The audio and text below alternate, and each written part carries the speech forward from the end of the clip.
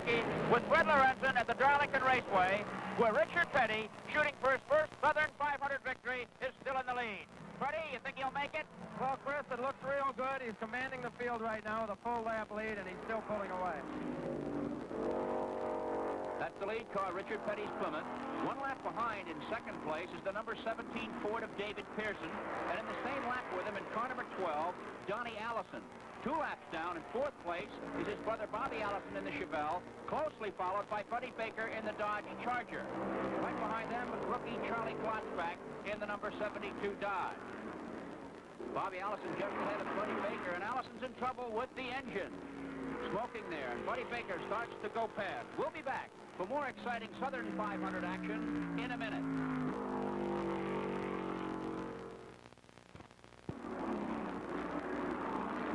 Richard Petty leads. His average 131.4 miles per hour at this point of the contest, near the record.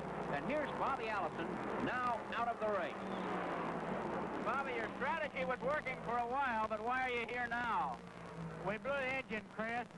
I was real pleased with the way the car was running, and quite surprised that we got to the front as quick as we did. But everything was going along beautifully, and just lost an engine. I see a lot of black marks on your driving suit. Is there more rubber out there than usual? No, there's not, Chris. I run without the windows, and you always get a lot of rubber blows around inside the car. Well, better luck next time. Thank you, Chris. Richard Petty continues to burn up the 1 3/8 mile Darlington International Raceway at his 1957 Hemi Head Plymouth. Whoops! Car number 36 spinning down there, and it's Buddy Baker crashing into Elmo Langley and H.P. Bailey. A tough break for Buddy Baker as he coasts to a stop right beneath our cameraman. He looks okay, and I wonder what Buddy Baker is thinking at this very moment as he undoes his shoulder harnesses. Tough break, eh, Freddie? It sure is, Chris. He was running good, just laying back all day. It looked to me like he just didn't see that car start to spin. There's Elmo Langley's car, and it's seriously torn up in the back. Surprised to actually see it running. Baker's being assisted out of the car. He looks a bit dazed, disappointed, of course, and he seems to be refusing the aid of the attendants there. Wants to get his helmet off. He's a big fellow, well over 6 feet and well over 200 pounds. And there's the front end of the Ray Fox Dodge. And here's the Pontiac that he was involved with, H.P. Bailey's car. And you can see the side where it was hit by Baker's machine. Pearson, in second place, uses this yellow flag period to come to the pits. And while we have the slowdown, Freddie, let's take another look at the accident. There's Bailey spinning up into the path of Langley. See, Chris, it looks like Buddy came in there too hard, and he's trying to dive down to get underneath of Langley. Now, here in stop action, we can see how this accident developed. There, he's in the side of Bailey's car with his face against the steering wheel. There's the hole that he was trying to go through at the beginning, Chris. And the car starts down the track. Here's Buddy now. Buddy, it was a nasty-looking spill up there. How are you? Oh, it shook me up a little bit, but I'm all right. What happened out there on the track? This H.P. Bailey in a Pontiac or something, I don't know what it was. Went into the first corner down here and lost it on the flat and spun out in front of me. I was in a part of the track where I'd run about 155 miles an hour, and I just couldn't miss it. Solid hit? Yeah, and this is the second time a slow car has cost me. I feel like the race, but I did exactly what I told you I was going to do. I led the first couple of laps, and then I fell back and started pacing. Well, better luck next time, buddy. They've been running under the yellow flag and are now ready to restart the competition. Richard Petty continues to lead with a lap over the entire field. Because of the pit stop, David Pearson has fallen to third, allowing Donnie Allison in car number 12 to take second. 2 laps behind the leaders, G.C. Spencer, Petty's teammate, is fourth in his Plymouth, and Jim Pascal fifth in car number 14, also a Plymouth. So it's been an exciting contest with Richard Petty on top from the beginning. We'll be back for more exciting Southern 500 action in a minute.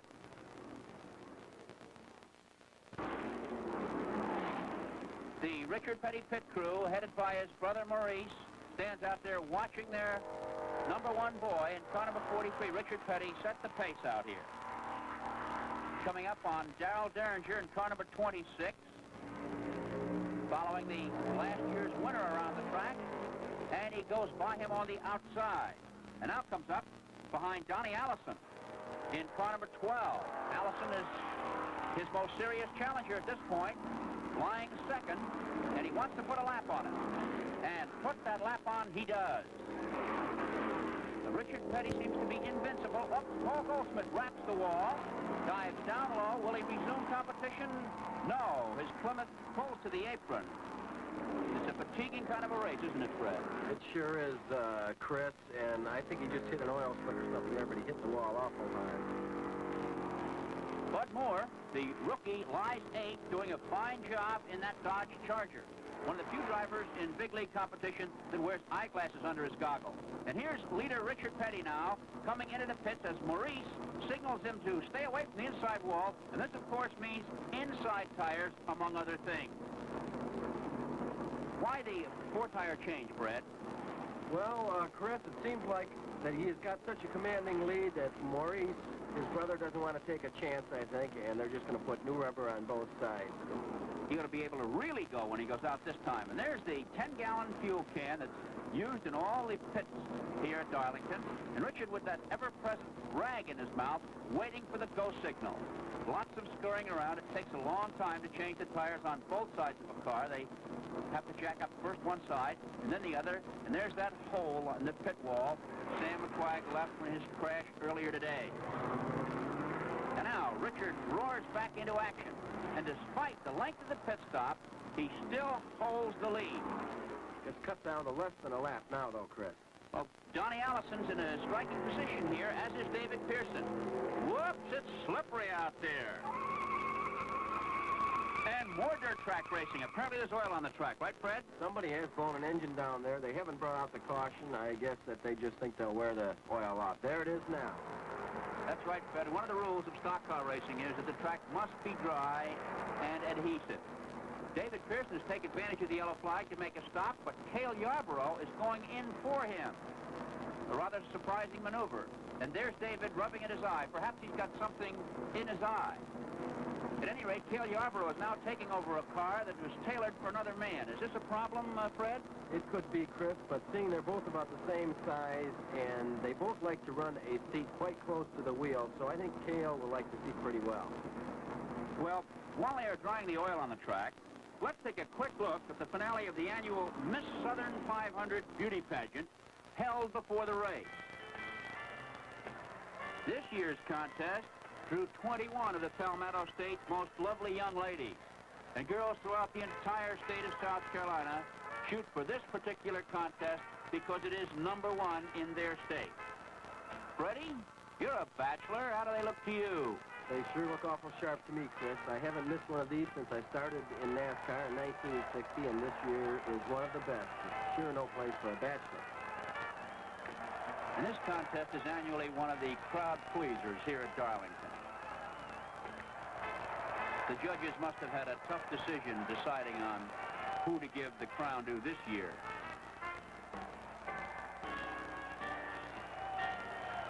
I know I wouldn't want to be a judge.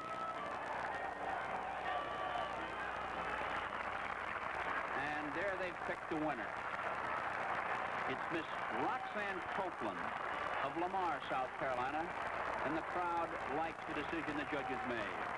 So the crown from last year's Miss Southern 500 is placed upon her head, and with it, a scholarship, a mink cake, a bouquet, and when the race is over, a kiss for the winner of this year's Southern 500.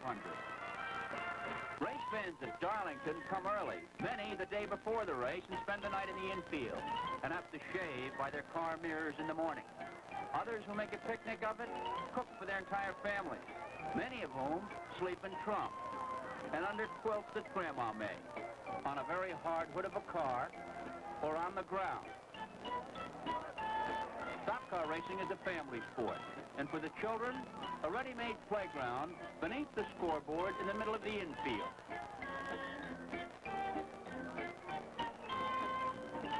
And as race time draws near, the people start to climb to positions that they can see the contest on top of their car, on top of their towers. And some sleep late. Now, with the track dry, back to the race. Richard Petty has a full lap on the entire field. There are still many cars left in the race. The mechanical failures have been low here at Darlington today. Donnie Allison is in second place, just over a lap behind Petty. G.C. Spencer's moved to third, and Cale Yarborough, substituting for David Pearson, is fourth. And here is Donnie Allison coming into the pits now. Is that a schedule stop, Fred? No, it isn't, Chris. He must have trouble. I don't hear the engine running, and this will really hurt his chances of victory here today. Well, he was in a good spot to catch Petty because Petty's going only 75 miles on a tank of gas and a set of tires, while Allison's going a lot further. A tough break, and it's written all over his face. Richard Petty now has a commanding lead, but his Southern 500 luck has always been bad. He's never won here, Freddie. Well, my luck hasn't been too good here either in the 500, Chris. I've never won one either. Well, we'll be back for more of the Southern 500, but now let's go to Jim McKay in Sherbrooke, Quebec. This is Percy Conamacky along with Fred Lorenzen back in Darlington, South Carolina for the Southern 500 stock car race. Richard Petty in car number 43 continues to lead this $100,000 stock car race. He has more than a lap on the entire field. His teammate, Grover Cleveland Spencer, a 20-year veteran in his first factory ride, lies second but is being pressured hard right there by David Pearson's replacement, Cale Yarborough, in the number 17 Ford Fairlane. This is where the race is now for second place. Fourth place belongs to Jim Pascal in car 14, a Plymouth, and Charlie Glotzbach in car number 72, a Dodge, lies fifth. But all eyes are on this duel for second place between G.C. Spencer, an old veteran who was put into the second Petty car by virtue of sterling performances in his own car, and now factory back number 17, Cale Yarborough, the replacement driver, goes by Spencer to take over second place in the late stages of this 500-mile classic. And it looks like it was a strenuous try for Spencer there with that little Dido, doesn't it, Freddie? He slipped a little bit up there in the first turn, Chris. There's Jim Pascal in car number 14. He was lying fifth until a few moments ago. That's the Tom Friedkin Plymouth, and it looks as though Jim is out of it. And here's a spin. Car number 24, Bob Moscover from Keokuk, Iowa, straightens it out and continues in the competition. Even the Petty pit crew is amazed at the speeds Richard is turning in late in the race. Freddie, will he slow down? I don't think so, Chris. If he was going to slow down, he'd have slowed down by now. He's still turning it just as quick as he was when the race started. He's a heavy-footed driver. And with Richard Petty leading, we'll be back for the closing moments of the Southern 500 after this message.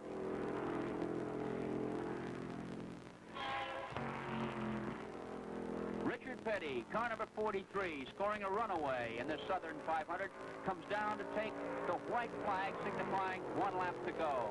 Freddie, you've taken the white flag in front in many a big race. What do you think about on that final turn of the track? You sure think, Chris, whether you can really make it or not. The engine could blow, you could blow a tire, a lot of things go through your mind. I guess that's what Richard Petty is thinking about right now as he hits the midpoint on the backstretch, with that Plymouth humming a merry tune from start to finish here at Darlington, South Carolina. He's been trying since 1958 to win the race and has never been able to make it. He's won lesser races here, but never the all-important Southern 500, which right now is his. He has won it, and his pit crew cheers him across the line. So Richard Petty, the All-American boy from Randleman, North Carolina, finally pulls off the big one, the Southern 500. Behind him, in car number 17, a good distance back, the car that was started by David Pearson and later taken over by Cale Yarborough in second place, 5 laps behind.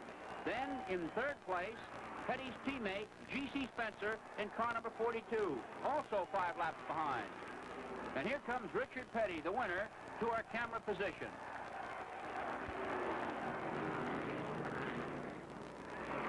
Congratulations, Richard. You got your first 500. You must feel great. Well, I tell you, of all the races I've ever won, I'd rather win this race right here. Was it a tough one? It was to begin with, but everybody had more trouble than I did, and then it come up real easy. Well, Richard, it's your 21st career victory, or 68th of your So you're 68th of your career, you're 21st this season, and you won your first Southern 500. What's next for you? They're running a hit race at Hickory this coming Friday night, so that'll be our next. Well, so Richard Petty being congratulated by his father. Lee here. Lee, must be a great feeling to have your son make this achievement, isn't it? It's just a great feeling to have a winner. That's the way. Congratulations to you both. That win worth $26,900 for Richard Petty. The second place, number 17 car, grossed $10,825, which will be divided between David Pearson and Cale Yarborough. Third place money to G.C. Spencer in car 42, $6,175. Well, Freddie, a great race it was, and after 11 years of trying, Richard Petty finally got his first Southern 500, and with it a career record and a season record as well. What'd you think of it? Well, I'll have to say, Chris, it was Richard Petty all the way from the first lap to the end, and I'll say another thing. He did run for it. He ran his last lap as fast as his first, and it was just Richard Petty all the way. Well, you said something in the beginning about the lightweights, and the lightweight won, didn't it? Yes, it did. His car was about 250 pounds lighter than most of the cars here. He ran a smaller engine in cubic inches, and I think the weight helped him, but I think Richard Petty helped himself. Well, all in all, it was a great day, and we're lucky to say that Sam McQuagg isn't badly hurt. A great Southern 500 at Darlington. This huge crowd has seen wonderful racing, several spectacular accidents, and fortunately, no injuries.